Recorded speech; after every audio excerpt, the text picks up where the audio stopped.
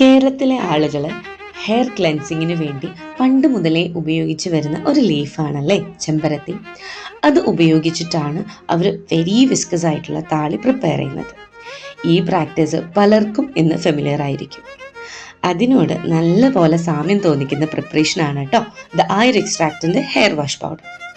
100% natural പ്രിപ്പറേഷനാണ് and also no chemicals, no preservatives.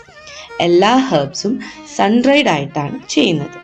ഇതിൻ്റെ formulation blindly കുറച്ച് ഇലകളൊക്കെ ഇട്ട് ചെയ്തതല്ല കേട്ടോ.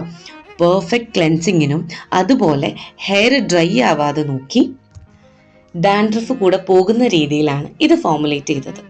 കുറേ ട്രയൽ ആൻഡ് എറർ മെത്തേഡിലൂടെ ഒത്തിരി ടൈം എടുത്ത് ചെയ്തതാണ്.